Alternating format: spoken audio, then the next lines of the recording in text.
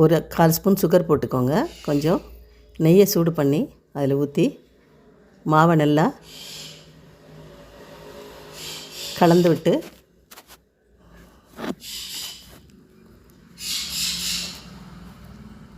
கையில் பிடிச்சி போடுற மாதிரி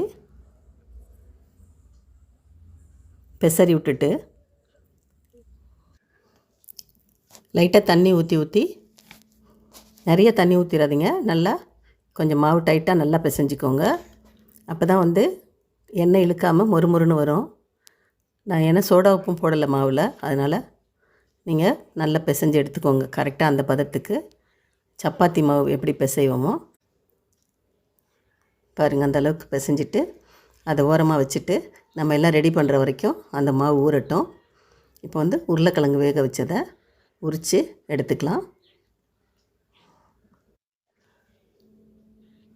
நல்லா உரித்து எடுத்துட்டு அதை சேர்த்துட்டு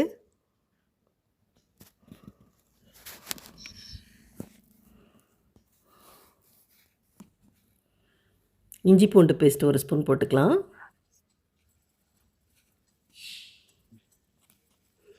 போட்டு அதை கொஞ்சம் நேரம் நல்லா அப்படியே வதக்கி விடலாம்.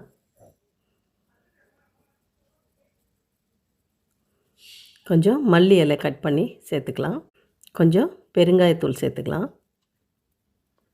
வதக்கி விட்டுட்டு கொஞ்சம் உப்பு சேர்த்துக்கலாம். அதுக்கு தேவையான உப்பு போட்டுக்கோங்க.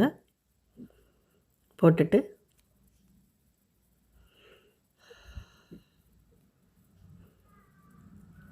கொஞ்சம் மிளகாத்தூள் விட்டு ஸ்டவ் ஆஃப் பண்ணி தான் இருக்குது. இப்போ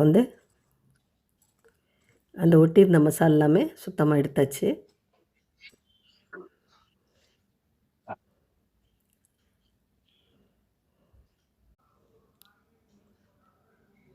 அதையும் நடுவில் 2 கட் பண்ணியாச்சு.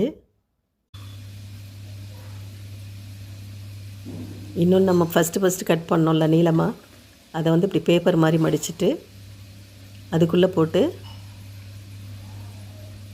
லைட்டாக கொஞ்சம் கார்ன்ஃப்ளவர் மாவும் தண்ணியும் கலந்து வச்சுக்கோங்க. அதை லேசாக முனையில் தடவிட்டு அதை வச்சு மூடிடுங்க. உங்களுக்கு இன்னும் அழகாக தெரிஞ்சால் அதே மாதிரி செய்யுங்க. பொரிங்க. ரொம்ப ஹையில்